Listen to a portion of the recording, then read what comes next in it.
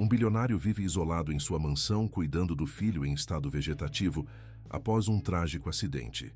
Quando uma enfermeira do interior quebra todas as regras e entra no quarto proibido da mansão, ela descobre o segredo que vai mudar tudo para sempre. O que acontece a seguir irá tocar seu coração de uma forma que você jamais imaginou. Antes de continuarmos com esta história emocionante, gostaria de pedir que você deixe seu like neste vídeo e se inscreva em nosso canal. Assim você não perde nenhuma de nossas histórias que tocam a alma. E não se esqueça de comentar de qual cidade você está assistindo. Adoro saber que nossas histórias alcançam pessoas de todo o Brasil. O silêncio na mansão dos Mendonça era tão denso que parecia ter substância própria. Pairava pelos corredores de mármore italiano, infiltrava-se entre os móveis de design exclusivo e escondia-se nas sombras projetadas pelos imensos lustres de cristal. Em meio a tanto luxo, apenas o zumbido discreto de aparelhos médicos ousava quebrar aquela atmosfera sepulcral que dominava o lugar havia exatos 2 anos, 3 meses e 17 dias. No topo do Morro do Moreno, em Vila Velha, a imponente propriedade com vista privilegiada para a Baía de Vitória era conhecida entre os moradores locais como o Castelo de Vidro, uma referência tanto à sua arquitetura moderna repleta de janelas do piso ao teto, quanto à frieza que emanava do lugar, apesar do clima tropical capixaba. Mas poucos sabiam da verdadeira tragédia que se escondia por trás daquelas paredes impenetráveis. Gustavo Mendonça, aos 45 anos, era um titã do mercado imobiliário. Homem reservado e implacável nos negócios, seu império estendia-se do Espírito Santo a outros estados, com empreendimentos de luxo que transformavam a paisagem urbana brasileira. Vestindo sempre ternos impecáveis e com o cabelo grisalho nas têmporas perfeitamente aparado, ele cultivava uma imagem de perfeição e controle que escondia a tempestade interior que o consumia diariamente. A rotina naquela manhã de segunda-feira seguia como todas as outras desde o acidente. Às 5 horas em ponto, Gustavo despertou sobressaltado de mais um pesadelo, o mesmo que o atormentava quase diariamente. O som metálico do impacto, os gritos, o silêncio devastador que se seguiu. Seu coração disparado levou alguns segundos para se acalmar enquanto ele fitava o teto do quarto principal, um espaço imenso e impessoal, onde ele dormia sozinho desde que Helena partira para sempre. Com movimentos mecânicos, vestiu o roupão de seda e dirigiu-se à janela, observando o nascer do sol sobre a terceira ponte. O espetáculo da natureza parecia uma ofensa pessoal, um lembrete cruel de que o mundo continuava girando, apesar de sua dor congelada no tempo. Verificou compulsivamente o celular, 27 e-mails recebidos durante a noite, todos exigindo decisões imediatas. A GMN Incorporações não parava, mesmo que seu fundador estivesse preso em um limbo emocional. Após um banho rápido e um café amargo bebido em pé na cozinha principal, evitando propositalmente a mesa de jantar, onde os 3 costumavam tomar café da manhã juntos, Gustavo dirigiu-se ao seu escritório particular no primeiro andar. A parede oposta à sua mesa era inteiramente ocupada por telas que monitoravam cada cômodo da mansão, com atenção especial ao quarto localizado na ala leste. Ali, entre aparelhos sofisticados e sob vigilância constante de profissionais de saúde, encontrava-se Pedro, seu único filho. Outrora uma criança vibrante e curiosa que enchia a casa com perguntas intermináveis e risadas contagiantes, agora permanecia imóvel em uma cadeira de rodas adaptada, com os grandes olhos castanhos, tão parecidos com os da mãe, fixos em um ponto indefinido do espaço. Aos 9 anos, Pedro existia em um limbo entre a vida e a morte, diagnosticado em estado vegetativo após o acidente que levara a Helena. Na tela principal, Gustavo observou a troca de plantão entre as enfermeiras. Julieta, a chefe da equipe médica, entregava o relatório noturno para a enfermeira do dia, detalhando medicações, sinais vitais e a ausência de qualquer alteração significativa. Como sempre, a equipe era composta pelos melhores profissionais que o dinheiro podia contratar. Neurologistas que haviam estudado em Harvard, fisioterapeutas especializados na Suíça, enfermeiros treinados nos melhores hospitais do mundo. Senhor, com licença. A voz de Dona Ivone, a governanta que servia a família há mais de 20 anos, interrompeu sua observação silenciosa.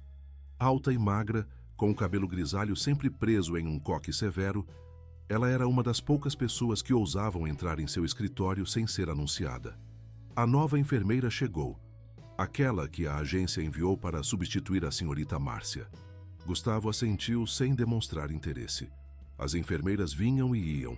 Nenhuma suportava por muito tempo a atmosfera opressiva da mansão, a ausência de progresso, a pressão constante por perfeição que ele exigia. Coloque-a a par dos protocolos.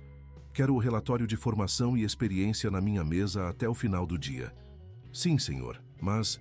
Dona Ivone hesitou, algo raro em seu comportamento usualmente eficiente. Mas...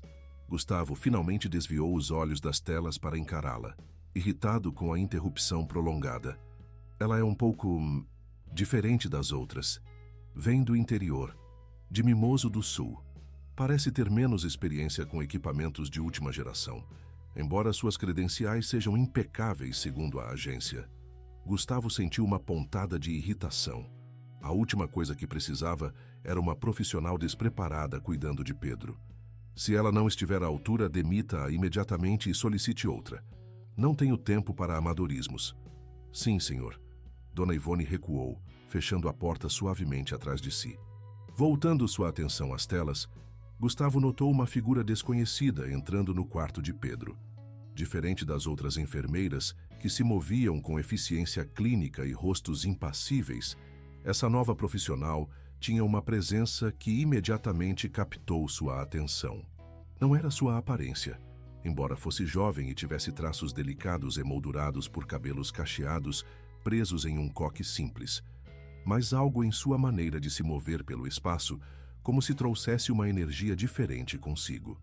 Cecília Oliveira aproximou-se da cadeira de rodas, onde Pedro permanecia imóvel, e em vez de começar imediatamente os procedimentos padrão de verificação de sinais vitais, agachou-se para ficar na altura dos olhos dele. Sorriu, um sorriso genuíno que iluminou seu rosto, e começou a falar com ele, não como os outros profissionais que murmuravam informações técnicas sobre procedimentos, mas como se estivesse conversando com uma criança perfeitamente consciente. Bom dia, Pedro. Meu nome é Cecília e vou cuidar de você a partir de hoje. Sabe, lá de onde eu venho, dizemos que cada dia novo é uma oportunidade de recomeçar. E hoje é nosso primeiro dia juntos. Que tal começarmos com uma janela aberta para sentir esse ventinho do mar? Sem esperar resposta, que ninguém esperava há 2 anos, ela dirigiu-se à janela e abriu as cortinas pesadas que mantinham o quarto em penumbra perpétua, contrariando o protocolo de manter o ambiente com iluminação controlada. A luz do sol matinal invadiu o espaço, revelando poeira suspensa no ar e iluminando o rosto pálido de Pedro. Gustavo sentiu o impulso de acionar o interfone e repreendê-la imediatamente, mas algo o deteve. Talvez fosse a naturalidade com que ela se movia, tão diferente da rigidez dos outros profissionais. Ou talvez fosse apenas curiosidade para ver até onde ela ousaria desafiar os protocolos estabelecidos. De qualquer forma, continuou observando em silêncio enquanto ela abria levemente a janela, permitindo que a brisa marinha entrasse no quarto hermético. Sente esse cheiro de mar, Pedro. Lá de onde eu venho não tem mar, só montanhas e café. Mas sempre achei que o mar tem um jeito especial de limpar não só o ar, mas também a alma da gente. Pela primeira vez em muito tempo, Gustavo sentiu algo além da dor constante e do controle obsessivo. Uma curiosidade genuína sobre essa mulher que falava de alma, com a mesma naturalidade com que os outros profissionais falavam de taxas de oxigenação sanguínea. Nesse momento, seu celular vibrou com uma mensagem urgente sobre uma negociação em andamento, puxando-o de volta à realidade de números, contratos e o império que construíra. Desviando o olhar das telas, preparou-se para mais um dia de fuga no trabalho, deixando para trás o filho imóvel e a nova enfermeira, que sem saber acabara de plantar uma pequena semente de perturbação no sistema perfeitamente controlado que ele construíra em torno de sua dor. Durante a primeira semana após a chegada de Cecília, a rotina da mansão sofreu pequenas alterações que não passaram despercebidas por Gustavo. Através das câmeras de segurança, ele observava com uma mistura de irritação e fascínio como a nova enfermeira sistematicamente ignorava vários dos protocolos estabelecidos. No segundo dia, ela apareceu com um pequeno buquê de flores silvestres colhidas dos jardins da propriedade e as colocou em um copo d'água improvisado na mesinha ao lado da cama de Pedro. Quando Julieta, a enfermeira-chefe, questionou a presença de elementos potencialmente alergênicos no quarto clinicamente esterilizado, Cecília respondeu com uma simplicidade desconcertante. O cheiro de hospital espanta a vida. Essas flores trazem um pouco da natureza para dentro. Se notarmos qualquer reação alérgica, eu as retiro imediatamente, prometo. A resposta, embora educada, continha uma firmeza que impediu Julieta de insistir na remoção imediata das flores. Em vez disso, a enfermeira-chefe fez uma anotação em sua prancheta, certamente para reportar o incidente a Gustavo. No terceiro dia, Cecília foi flagrada cantarolando suavemente enquanto realizava os procedimentos de higiene matinal. Não eram as músicas infantis padronizadas recomendadas por terapeutas, mas cantigas de roda e modinhas do interior, entoadas com uma voz clara e melodiosa que ecoava pelos corredores silenciosos da ala leste. Minha mãe cantava essa para mim quando eu era pequena, explicou ela ao perceber Dona Ivone parada na porta, observando-a com expressão indecifrável. Acredito que músicas carregam memórias afetivas que nenhum medicamento consegue acessar. Dona Ivone, surpreendentemente, não reportou o incidente. Em vez disso, Gustavo a viu nas câmeras parar por alguns minutos fora do quarto, escutando a melodia suave com uma expressão que misturava nostalgia e algo que parecia quase esperança. No quarto dia, o mais transgressor até então, Cecília levou para o quarto de Pedro uma pequena caixa de madeira entalhada. Ao abri-la na frente do menino, revelou diversos objetos pequenos com texturas diferentes. Um pedaço de veludo, uma casca de árvore lisa, uma pequena concha do mar, uma pedra de rio polida. Com paciência, ela colocava cada objeto na mão inerte de Pedro, guiando seus dedos sobre as diferentes superfícies, enquanto descrevia sensações e memórias associadas a cada textura. Essa concha guardou o som do mar por muito tempo, sabia, Pedro? Se a gente prestar atenção, ainda dá para ouvir o oceano inteiro dentro dela. É como uma memória que fica guardada, esperando alguém para escutá-la. Foi nesse mesmo dia que Gustavo finalmente convocou Cecília ao seu escritório. Ele havia observado o suficiente e precisava estabelecer limites claros antes que a situação fugisse totalmente ao seu controle. Quando ela entrou, trajando o uniforme branco padrão que de alguma forma parecia menos institucional nela, Gustavo notou detalhes que as câmeras não captavam.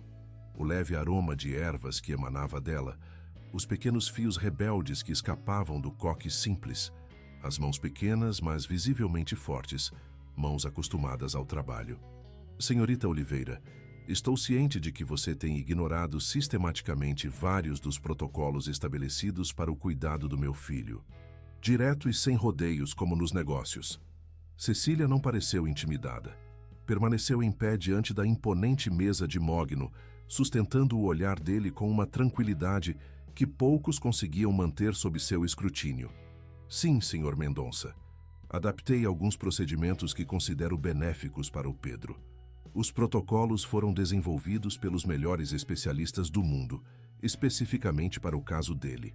Com todo respeito, senhor, protocolos são guias baseados em médias estatísticas. Cada paciente é único. E depois de estudar cuidadosamente o caso de Pedro e observá-lo, identifiquei áreas onde uma abordagem diferente poderia trazer benefícios. Gustavo sentiu a irritação crescer. Quem essa mulher pensava que era para contestar 2 anos de tratamento especializado? E sua vasta experiência em neurologia infantil a qualifica para fazer tais julgamentos? Perguntou com sarcasmo. Minha experiência com crianças em estados similares no Hospital Santa Casa de Cachoeiro, sim, respondeu ela sem hesitar. Mas principalmente minha observação de que em 2 anos de tratamento especializado, Pedro não demonstrou nenhum progresso significativo. O golpe foi certeiro. Gustavo sentiu como se ela tivesse verbalizado seu maior medo, sua culpa mais profunda, que talvez, apesar de todo o dinheiro gasto, de toda a tecnologia empregada, ele estivesse falhando com seu filho. Isso é, começou ele, mas foi interrompido por Cecília. Senhor Mendonça, não estou questionando a qualidade dos profissionais ou seu compromisso como pai. Estou apenas sugerindo que existe espaço para abordagens complementares que tratam Pedro não apenas como um conjunto de sintomas a serem gerenciados, mas como uma criança completa, com memórias sensoriais e emocionais que podem ser acessadas de maneiras que a medicina tradicional nem sempre considera. Havia algo na maneira como ela falava, direta, mas não agressiva, confiante, mas não arrogante, que dificultava manter a postura defensiva habitual. "O que exatamente você propõe?" perguntou finalmente, recostando-se em sua cadeira de couro. "Continuar com todos os tratamentos médicos prescritos, mas complementá-los com estimulação sensorial consistente, musicoterapia e, mais importante, tratá-lo como uma pessoa presente e consciente, não como um caso perdido." Gustavo estudou-a por longos segundos antes de responder. Havia algo inquietante na esperança simples e direta que ela oferecia, tão distinta do cauteloso otimismo clínico dos especialistas. "Um mês", disse finalmente. "Você tem 1 mês para mostrar qualquer progresso mensurável. Se não houver nenhum, voltamos aos protocolos originais e quero relatórios diários detalhados." O sorriso que iluminou o rosto de Cecília foi inesperadamente impactante, como um raio de sol atravessando nuvens pesadas. "Obrigada pela confiança, Sr. Mendonça. Prometo não decepcioná-lo." Após sua saída, Gustavo permaneceu em seu escritório, contemplando a decisão que acabara de tomar. Pela primeira vez em 2 anos, havia permitido uma mudança significativa na rotina rigidamente controlada de Pedro. A sensação era perturbadora, uma mistura de ansiedade pelo desconhecido e uma faísca diminuta, quase imperceptível, de algo que há muito tempo não permitia a si mesmo sentir: esperança. O segundo mês desde a chegada de Cecília trouxe mudanças mais profundas à mansão Mendonça. Como uma brisa persistente que gradualmente muda a direção das nuvens, sua presença alterava sutilmente a atmosfera do lugar. Gustavo percebia essas mudanças através das câmeras, mas cada vez mais frequentemente encontrava-se observando pessoalmente, parando silenciosamente no corredor fora do quarto de Pedro, escutando. Cecília havia transformado o quarto antes estéril em um espaço sensorial. As paredes, anteriormente despidas exceto por monitores médicos, agora exibiam fotografias coloridas de paisagens naturais, cachoeiras da região serrana, praias capixabas, campos de girassóis. Um pequeno difusor liberava essências suaves de lavanda pela manhã e camomila à noite. Uma caixa de som discreta tocava não apenas músicas, mas também sons da natureza: chuva caindo, pássaros cantando, o marulhar das ondas. Mais significativa era a introdução do que Cecília chamava de elementos culturais afetivos. Objetos, sons e aromas que faziam parte da cultura capixaba e brasileira, especialmente do interior de onde ela vinha. Uma pequena peneira de café da região de Mimoso do Sul permanecia sobre a cômoda, exalando o aroma característico. De tempos em tempos, Gustavo a flagrava contando a Pedro histórias folclóricas com seu sotaque levemente interiorano, falando sobre o Saci Pererê ou a Iara como se fossem velhos conhecidos. Minha avó sempre dizia que o Saci protege as florestas e prega peças em quem não respeita a natureza, contava ela animadamente enquanto realizava exercícios passivos nos braços de Pedro. Ele pode parecer travesso, mas na verdade está ensinando a gente a cuidar do que é importante. As histórias eram entremeadas com canções, algumas vezes modas de viola tocadas baixinho no celular, outras vezes cantigas de roda cantadas por ela mesma enquanto trabalhava. A casa, antes silenciosa exceto pelo zumbido de equipamentos médicos, agora vibrava com sons humanos, vivos. O mais surpreendente para Gustavo era como essa atmosfera afetava não apenas o quarto de Pedro, mas toda a mansão. Dona Ivone, inicialmente cética quanto às mudanças, agora podia ser vista ocasionalmente, levando para Cecília ervas de seu próprio jardim pessoal. alecrim, manjericão, melissa, para o preparo de chás que perfumavam todo o andar.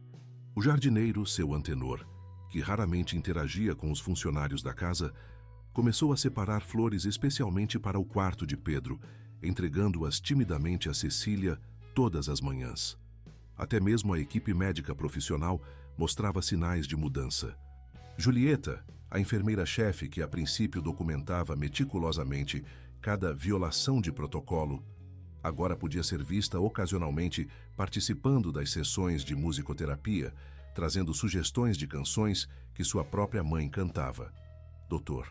Machado, o neurologista principal que visitava Pedro semanalmente, inicialmente desaprovara as alterações, mas após observar a consistência e o método por trás do aparente caos, começara a fazer perguntas, a tomar notas, ocasionalmente até sugerindo pequenos ajustes que combinavam abordagens tradicionais e sensoriais.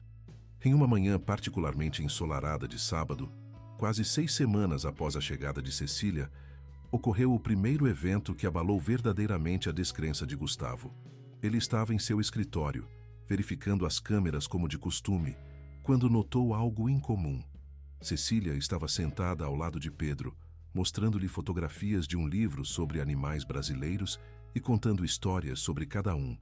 Nada fora do comum em sua rotina atual. O que capturou a atenção de Gustavo, fazendo-o ampliar a imagem na tela, foi o movimento quase imperceptível dos olhos de Pedro. Quando Cecília virou a página para uma imagem colorida de uma arara azul, os olhos do menino, que normalmente permaneciam fixos em um ponto indefinido, moveram-se ligeiramente em direção ao livro. Não foi um movimento aleatório, mas claramente uma resposta ao estímulo visual. Gustavo sentiu o coração acelerar. Observou por mais alguns minutos, tempo suficiente para confirmar que não era sua imaginação. Pedro estava reagindo, ainda que minimamente, ao ambiente à sua volta. Sem pensar, Gustavo levantou-se e dirigiu-se rapidamente ao quarto do filho, algo que raramente fazia durante o dia. Quando entrou, Cecília olhou para cima, surpresa com sua presença, mas com um sorriso caloroso. Senhor Mendonça, que bom vê-lo. Estávamos justamente conhecendo a fauna brasileira, não é, Pedro? Gustavo não respondeu imediatamente. Aproximou-se com cautela, observando o filho como se o visse pela primeira vez em muito tempo. Pedro permanecia imóvel em sua cadeira adaptada, mas havia algo diferente, uma qualidade na sua imobilidade que parecia menos vazia, menos distante. Ele moveu os olhos, disse finalmente Gustavo, sua voz traindo mais emoção do que pretendia revelar. Eu vi nas câmeras. O sorriso de Cecília se ampliou, mas não demonstrou surpresa. Sim, ele tem feito isso com mais frequência nos últimos dias, principalmente quando mostramos cores vibrantes ou falamos sobre coisas que têm significado emocional para ele. Como você sabe o que tem significado emocional para ele? Perguntou Gustavo, um pouco mais bruscamente do que pretendia. Cecília não se intimidou com o tom. Investiguei. Conversei com Dona Ivone sobre as preferências dele antes do acidente. Descobri que ele adorava animais, especialmente pássaros, que sua cor favorita era azul, que gostava quando a mãe cantava Alecrim Dourado antes de dormir. A menção a Helena e as memórias de uma vida familiar que parecia pertencer a outra existência atingiu Gustavo como um soco físico. Por 2 anos, ele havia se esforçado metodicamente para compartimentalizar essas memórias, para tratá-las como artefatos de um passado selado hermeticamente, separado do presente. Ouvir essas pequenas preferências de Pedro verbalizadas com tanta naturalidade por Cecília quebrava essas barreiras cuidadosamente construídas. A senhora Mendonça cantava para ele todas as noites, confirmou em voz baixa, quase um sussurro, olhando não para Cecília, mas para Pedro. Ela dizia que era importante que a última coisa que ele ouvisse antes de dormir fosse amor, não importa quão difícil tivesse sido o dia. Foi a primeira vez que mencionou Helena voluntariamente em uma conversa desde o acidente. O silêncio que se seguiu não era constrangedor, mas contemplativo, como se as palavras pairassem no ar, reconectando fios de memória há muito tempo cortados. O senhor gostaria de ver o que mais temos feito? Perguntou Cecília gentilmente, quebrando o silêncio sem dispersar sua importância. Gustavo assentiu, incapaz de verbalizar o turbilhão de emoções que o atravessava.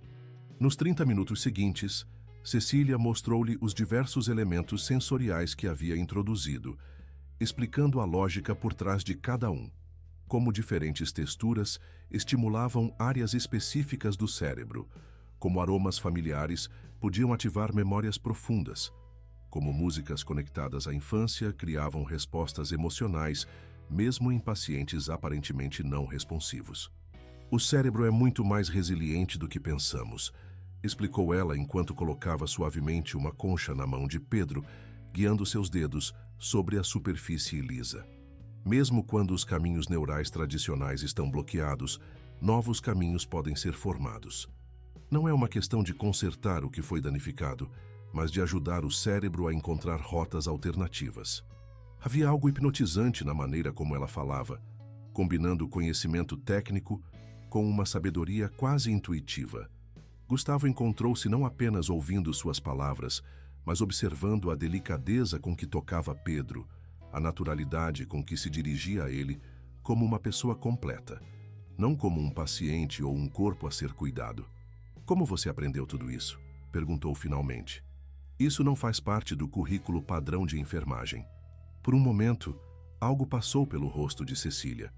Uma sombra de memória pessoal, talvez dor, mas foi rapidamente substituído por seu sorriso característico. Algumas coisas aprendemos nos livros, outras na vida, respondeu simplesmente. Mas prometo explicar melhor se o senhor estiver realmente interessado. Por enquanto, o que acha de ajudar? Pedro adoraria sentir seu toque também. A sugestão pegou Gustavo completamente desprevenido. Tocar Pedro. Algo tão simples, tão fundamental. Um pai tocando seu filho. E, no entanto, algo que havia evitado conscientemente por tanto tempo, delegando todo o contato físico a profissionais, como se o toque pudesse de alguma forma quebrar ainda mais o que já estava quebrado. Com hesitação, estendeu a mão. Cecília, percebendo seu nervosismo, guiou-o gentilmente, colocando sua mão sobre a de Pedro. O contato foi eletrizante. A pele morna de seu filho sob seus dedos, a textura familiar e ao mesmo tempo estranha, após tanto tempo de distância autoimposta. Converse com ele, incentivou Cecília suavemente. Ele conhece sua voz. Pedro, começou Gustavo, a palavra saindo áspera, quase estrangulada. Pigarreou e tentou novamente. Pedro, é o papai. As palavras soavam estranhas, quase infantis vindo dele. Um homem acostumado a comandar salas de reuniões e negociar milhões com frieza calculada. Mas naquele momento, diante de seu filho, toda sua sofisticação verbal o abandonou, deixando apenas a verdade mais básica e crua. Eu estou aqui. Talvez tenha sido imaginação sua, ou talvez um reflexo da luz do sol que entrava pela janela, agora permanentemente aberta. Mas Gustavo poderia jurar que viu um brilho de reconhecimento nos olhos de Pedro. Uma conexão momentânea, fugaz, mas real. Quando finalmente deixou o quarto 1 hora depois, Gustavo carregava consigo uma sensação que não experimentava há anos, a leveza frágil e assustadora da esperança. Na manhã seguinte, Dona Ivone encontrou-o não em seu escritório, mas na varanda que dava para o mar, contemplando o horizonte com uma expressão pensativa. Senhor Mendonça, o senhor não desceu para o café, observou ela, a preocupação mal disfarçada em sua voz. Estou bem, Ivone, respondeu ele ainda olhando para o mar. Depois de um momento acrescentou. Você acha que estamos vendo progresso real com Pedro ou apenas projetando nossas esperanças em coincidências? A pergunta surpreendeu a governanta, não habituada a que Gustavo compartilhasse suas dúvidas, especialmente sobre um assunto tão delicado. Acredito que estamos vendo algo real, senhor, respondeu ela após uma pausa cuidadosa. Esta casa respira diferente desde que a senhorita Cecília chegou. E não é apenas o Pedro. Todos nós parecemos mais vivos. Gustavo assentiu lentamente, absorvendo as palavras simples mas profundas de sua governanta. A casa realmente respirava diferente. E talvez, depois de tanto tempo sufocando sua própria dor, ele também estivesse finalmente começando a respirar novamente.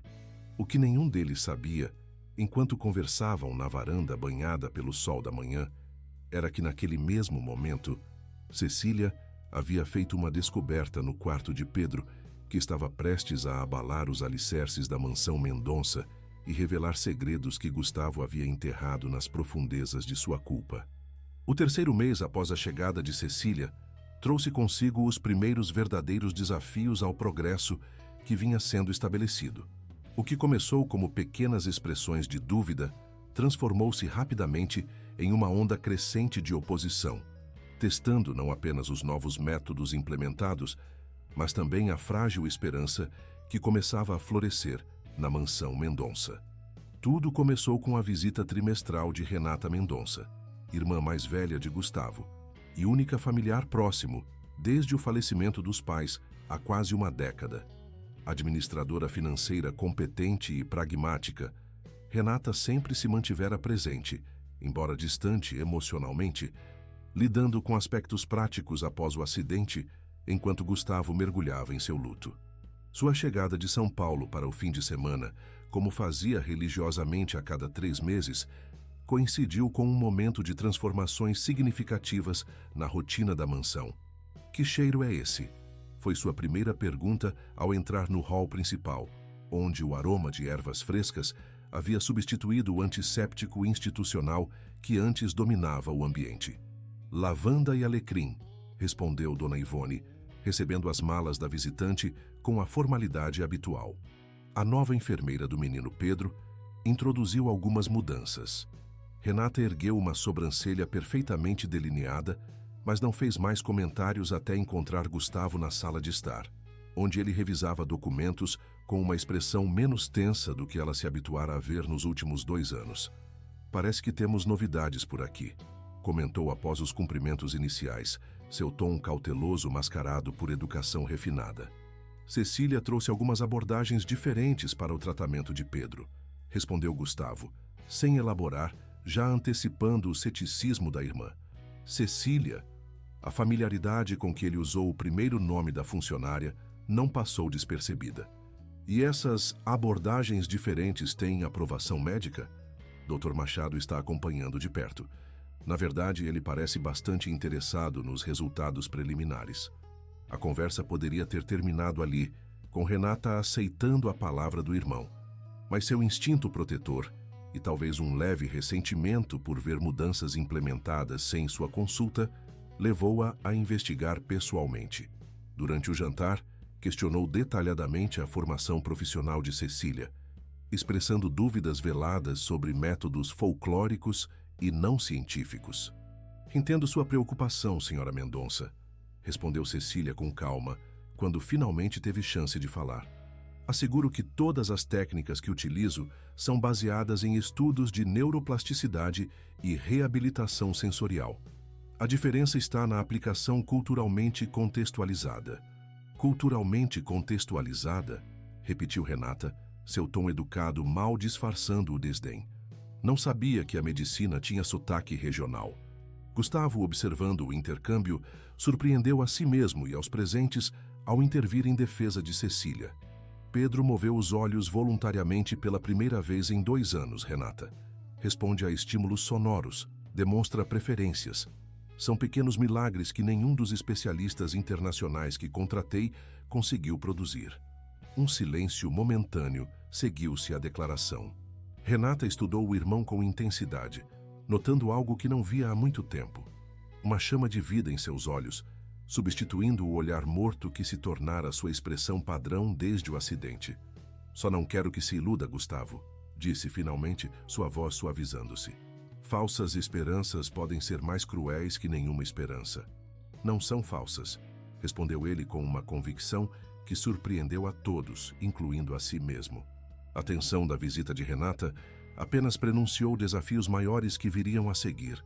3 dias após sua partida, durante os quais ela visitou Pedro apenas uma vez, mantendo uma distância educada e claramente desconfortável, a equipe médica tradicional formalizou suas preocupações em uma reunião convocada por Julieta, a enfermeira-chefe. Senhor Mendonça, compreendemos seu entusiasmo com qualquer sinal de progresso, começou o Dr. Machado, escolhendo cuidadosamente suas palavras. mas precisamos abordar algumas preocupações da equipe sobre os métodos não convencionais sendo implementados. A reunião, realizada na biblioteca da mansão, incluía os principais membros da equipe médica. Além do Dr. Machado e Julieta, estavam presentes Dr. Ribeiro, o fisioterapeuta, e Dra. Campos, a neurologista pediátrica que vinha de São Paulo mensalmente para consultas. Cecília não havia sido convidada, um fato que não passou despercebido por Gustavo. Que preocupações seriam essas? Perguntou ele, mantendo o tom neutro, embora sentisse uma irritação crescente. Para começar, a alteração no ambiente controlado, respondeu Julieta, consultando suas anotações meticulosas. Janelas abertas introduzem alérgenos potenciais. Aromas fortes podem causar respostas neurológicas adversas.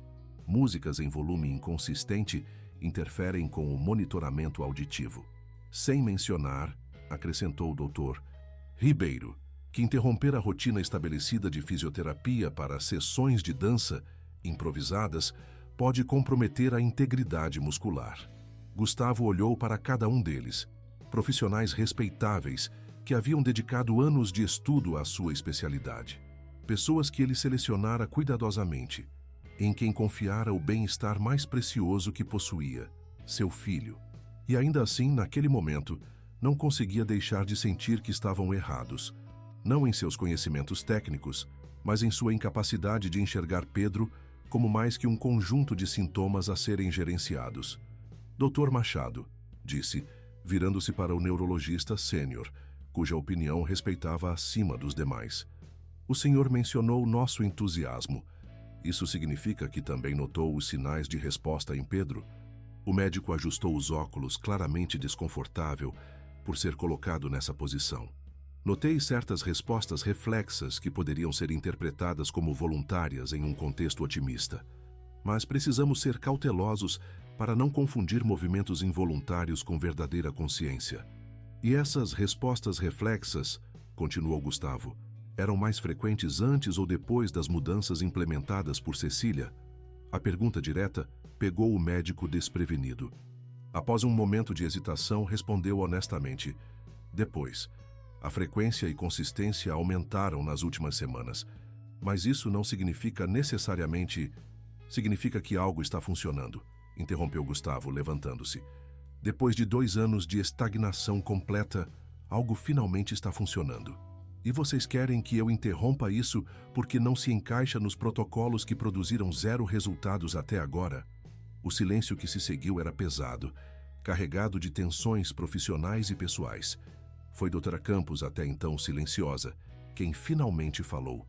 Senhor Mendonça, ninguém aqui está sugerindo interromper completamente o que está funcionando. Estamos preocupados com o equilíbrio e a segurança. Abordagens alternativas podem ter seu lugar, mas precisam ser integradas responsavelmente aos tratamentos médicos essenciais. Sua voz razoável e conciliadora diminuiu um pouco a tensão na sala. Gustavo respirou fundo, reconhecendo que sua reação emocional não ajudaria Pedro. Proposta concreta, então, disse, reassumindo seu tom de negociador experiente. Como integramos o que está funcionando com o que vocês consideram essencial? A discussão que se seguiu foi longa e por vezes acalorada, mas ao final chegaram a um compromisso. Cecília poderia continuar suas abordagens sensoriais e culturais, mas dentro de parâmetros mais claramente definidos. Certas rotinas médicas seriam inegociáveis, enquanto outras poderiam ser adaptadas. Uma documentação mais rigorosa seria implementada para rastrear qualquer progresso de forma objetiva. Quando a reunião terminou, Gustavo sentia-se mentalmente exausto, mas também estranhamente revigorado. Era a primeira vez em muito tempo que lutava ativamente pelo bem-estar de Pedro, em vez de simplesmente delegar decisões a especialistas. Era a primeira vez que se permitia acreditar que havia algo pelo que lutar. Encontrou Cecília no jardim de inverno, um espaço que permanecera fechado desde o acidente, mas que ela recentemente começara a utilizar para sessões de banhos de sol controlados com Pedro. Ela estava sozinha, organizando plantas em pequenos vasos coloridos. A equipe médica está preocupada com seus métodos, disse sem preâmbulo, observando-a trabalhar. Eu sei, respondeu ela sem interromper sua tarefa. Era esperado. Você não parece surpresa. Inovação sempre encontra resistência, Sr. Mendonça, especialmente quando desafia paradigmas estabelecidos. Havia uma serenidade nela que contrastava fortemente com a tensão da reunião que ele acabara de deixar, como se ela operasse a partir de uma certeza interior que não precisava de validação externa. Chegamos a um compromisso, continuou ele. Você pode continuar, mas com mais supervisão e documentação. Cecília finalmente olhou para ele, um sorriso suave iluminando seu rosto. Obrigada por defender o que estamos fazendo. Sei que não foi fácil ir contra profissionais que você respeita. Não estou indo contra eles, corrigiu Gustavo, embora soubesse que era exatamente o que estava fazendo. Estou apenas ampliando as possibilidades. Ela assentiu, aceitando a correção sem discutir. Após um momento, perguntou: Gostaria de ajudar? Estou preparando um jardim sensorial que pretendo usar nas sessões com Pedro amanhã. A oferta pegou Gustavo desprevenido. Ajudar com atividades práticas, sujar as mãos com terra e água, era algo completamente fora de sua rotina cuidadosamente controlada. Seu impulso inicial foi recusar educadamente e voltar para seu escritório, para e-mails e planilhas e números que faziam sentido. Em vez disso, surpreendeu a si mesmo respondendo: O que preciso fazer? O sorriso de Cecília se ampliou, iluminando não apenas seu rosto, mas parecendo aquecer todo o espaço ao redor dela. Pode começar lavando esses vasos. Vamos criar um pequeno mundo de cores e texturas para despertar os sentidos de Pedro. Enquanto trabalhavam lado a lado no jardim de inverno, com o sol da tarde criando padrões dourados através do vidro, Gustavo percebeu que os desafios enfrentados naquele dia haviam fortalecido sua determinação em vez de enfraquecê-la. Algo estava mudando não apenas em Pedro, mas nele mesmo, uma redescoberta dolorosa, mas necessária de sua capacidade de sentir, de lutar, de esperar. O que ele ainda não sabia era que o maior desafio estava por vir, quando o segredo que Cecília descobrira no quarto trancado finalmente viesse à tona, forçando-o a confrontar a verdade que havia enterrado tão profundamente quanto sua dor. Durante o quarto mês da presença de Cecília na mansão, uma importante revelação alterou profundamente a dinâmica entre ela e Gustavo. A descoberta não foi planejada. Ocorreu em uma tarde comum, quando ela procurava por um lençol extra no armário do corredor próximo ao quarto de Pedro. Dona Ivone havia mencionado que encontraria roupas de cama adicionais no armário grande da ala leste, mas não especificara qual dos vários armários embutidos que pontilhavam o corredor. Após tentar 2 portas sem sucesso, Cecília abriu uma terceira, revelando não um armário, mas um quarto que claramente não era usado há muito tempo. A primeira coisa que notou foi o cheiro, uma mistura de mofo e perfume adocicado, como se alguém tivesse borrifado fragrância para mascarar o abandono. A luz que entrava pelas cortinas fechadas era fraca, mas suficiente para revelar um espaço congelado no tempo. Uma cama de casal perfeitamente arrumada com lençóis brancos, uma penteadeira com frascos de perfume e joias delicadamente organizados. Roupas femininas ainda penduradas no closet entreaberto. O quarto de Helena. Cecília sabia que deveria sair imediatamente. Este era claramente um santuário privado, um espaço que Gustavo mantinha como memorial à esposa falecida. Mas algo capturou sua atenção antes que pudesse recuar. Uma série de fotografias emolduradas sobre a cômoda. Aproximou-se como que hipnotizada, observando os registros de uma família feliz. Helena, uma mulher bonita de cabelos escuros e sorriso radiante, abraçada a Gustavo em praias, montanhas, cidades europeias. E em quase todas elas, Pedro pequeno, sorrindo com os mesmos olhos expressivos da mãe. Uma fotografia em particular chamou sua atenção, tirada aparentemente pouco antes do acidente. Mostrava os 3 no que parecia ser a sala de estar da mansão, diante de uma árvore de Natal. Pedro, com talvez 7 anos, segurava um violão pequeno, adequado para crianças, enquanto Helena e Gustavo o observavam com expressões de orgulho e amor absolutos.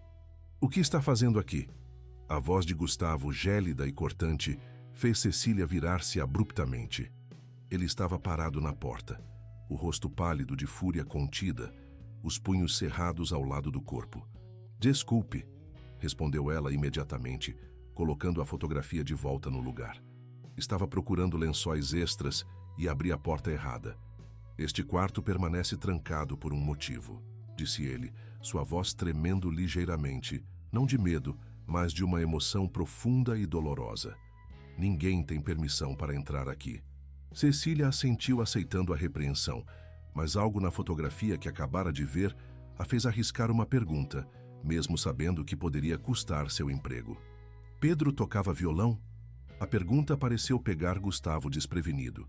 Por um momento, a raiva em seu rosto deu lugar a algo mais vulnerável, uma mistura de surpresa e dor crua. Sim, respondeu finalmente, o tom ainda tenso, mas menos agressivo. Helena era professora de música antes de nos casarmos. Ela começou a ensinar Pedro quando ele tinha 5 anos. Ele gostava? Persistiu Cecília gentilmente, sentindo que havia tocado em algo fundamental. Gustavo olhou para a fotografia que ela estivera observando e um fantasma de sorriso, triste e fugaz, passou por seus lábios. Ele amava. Tinha um talento natural. Helena dizia que ele havia herdado o ouvido musical dela. Um silêncio estendeu-se entre eles, preenchido apenas pelo tic-tac suave do relógio antigo sobre a lareira do quarto. Cecília sabia que deveria sair, pedir desculpas novamente e nunca mais mencionar o assunto. Mas a descoberta parecia importante demais, potencialmente transformadora demais para o tratamento de Pedro. Senhor Mendonça, disse finalmente, escolhendo as palavras com cuidado. Acredito que encontramos algo crucial para a recuperação de Pedro. Gustavo franziu o senho, a irritação retornando. O que quer dizer? A música. Se ele tinha uma conexão tão forte com a música antes do acidente, esse pode ser o caminho mais direto para alcançá-lo. Não apenas canções de ninar ou sons ambientais, mas o instrumento que ele tocava, as melodias que conhecia, a memória muscular associada.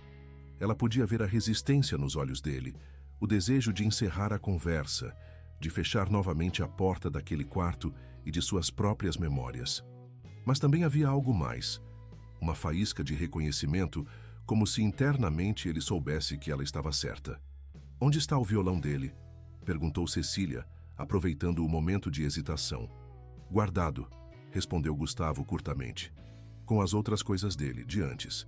Podemos usá-lo em uma sessão terapêutica? A simples sugestão pareceu causar-lhe dor física. Cecília compreendeu então o que realmente estava acontecendo.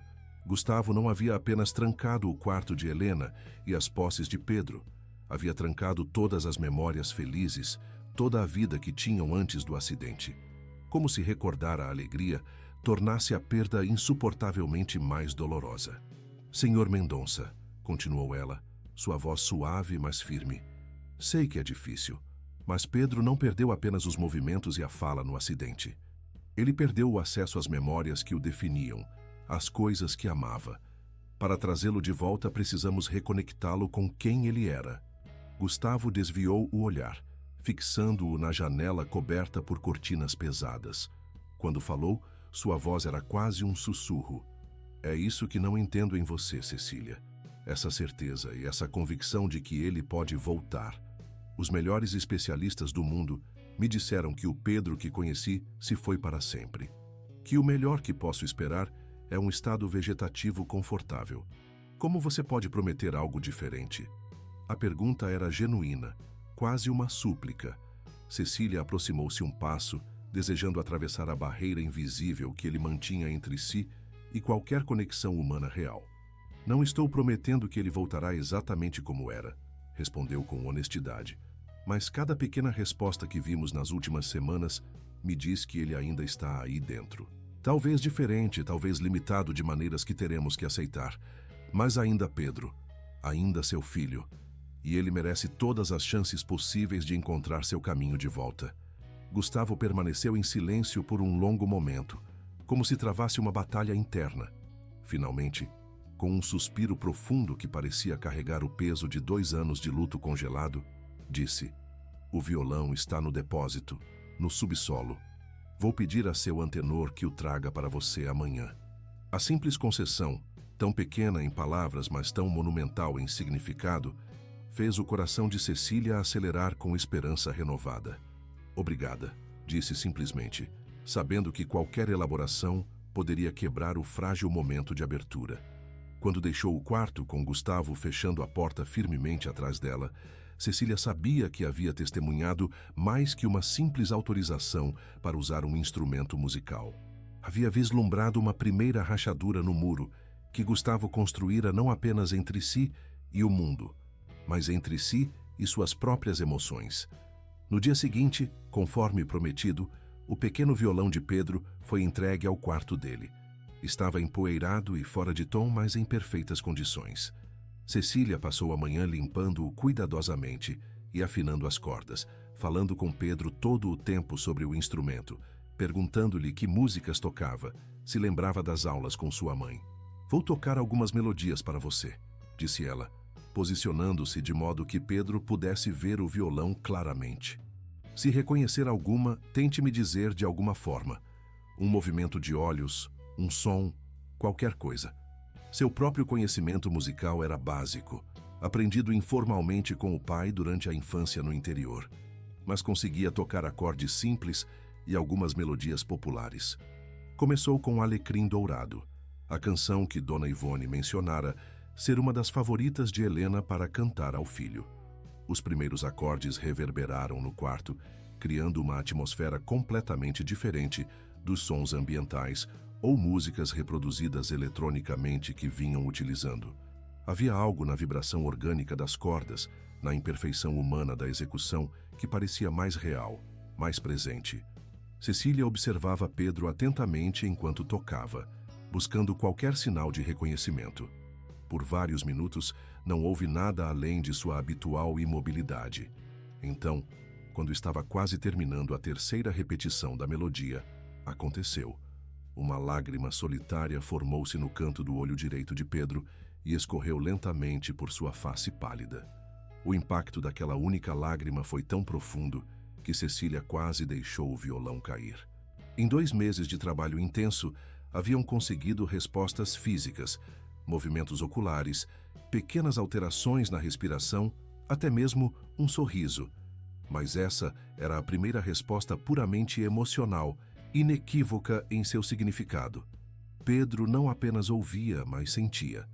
Você lembra, não é? Sussurrou ela, sua própria voz embargada pela emoção. Lembra da sua mãe cantando para você? Não esperava a resposta verbal, é claro. Mas naquele momento, algo ainda mais extraordinário aconteceu. Pedro emitiu um som, não o suspiro melódico que haviam notado anteriormente, mas uma vocalização distinta, um som gutural que parecia um esforço consciente para formar uma palavra. Cecília pousou o violão imediatamente, aproximando-se para ouvir melhor. Tente novamente, Pedro. Estou ouvindo. Estou aqui.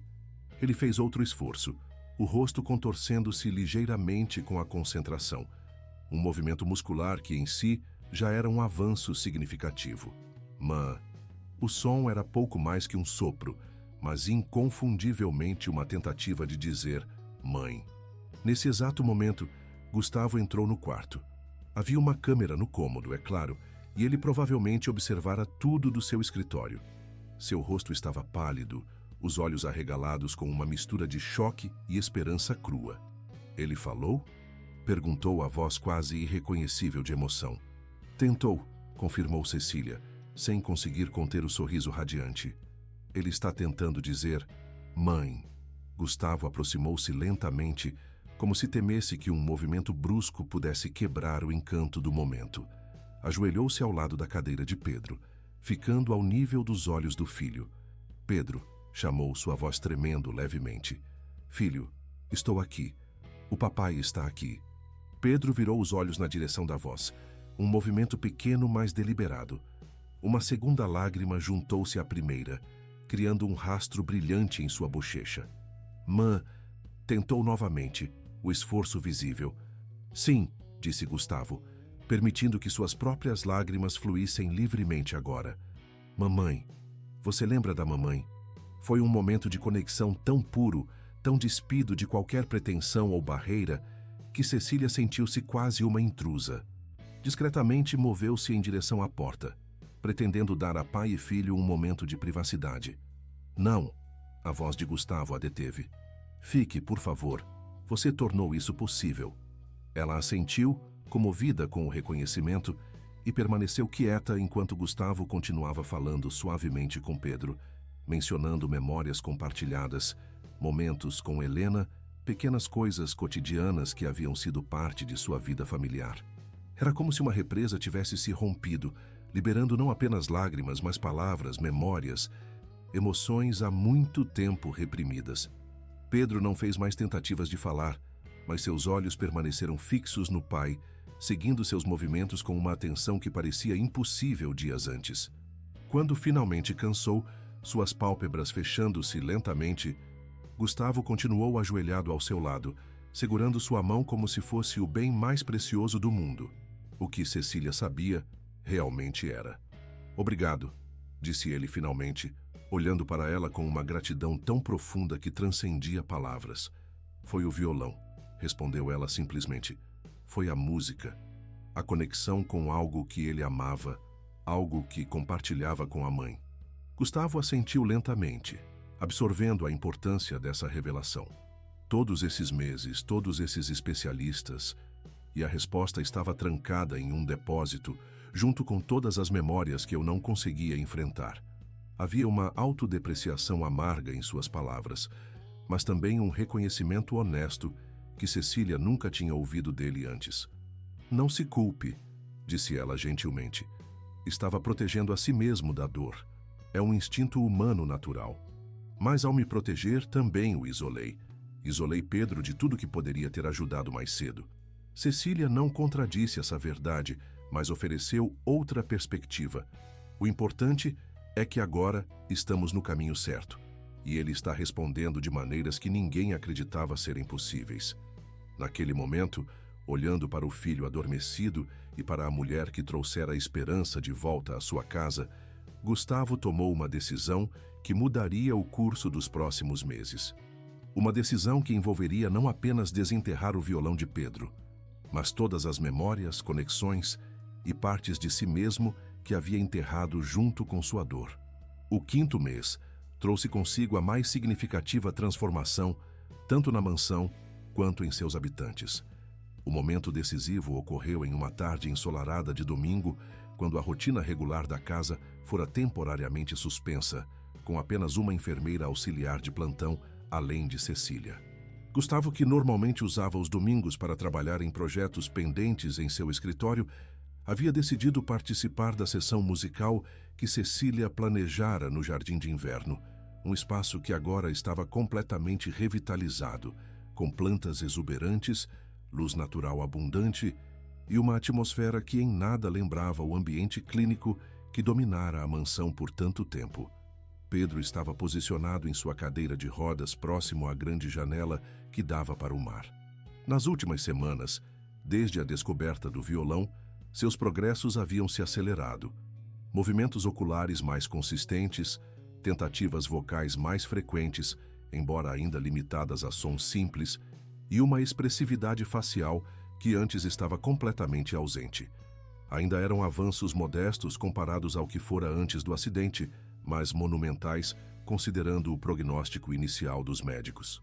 Hoje vamos tentar algo diferente, anunciou Cecília, enquanto arrumava o violão de Pedro e outro maior que havia pedido emprestado. Senhor Mendonça, o senhor sabe tocar? A pergunta pegou Gustavo desprevenido.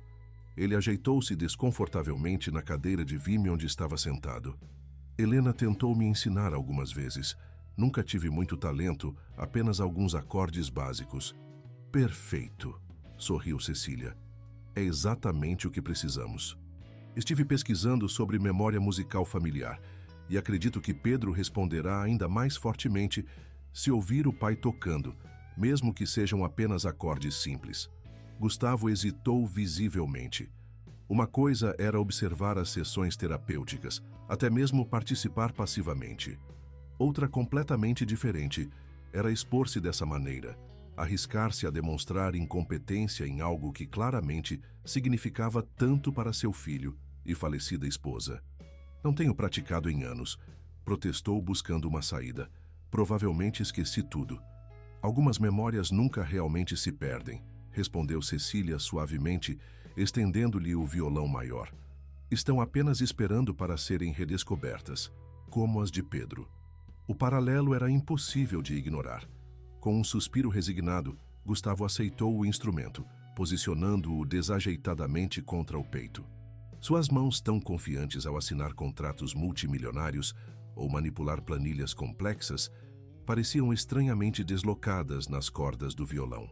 Comecemos com algo muito simples, orientou Cecília, demonstrando um acorde básico.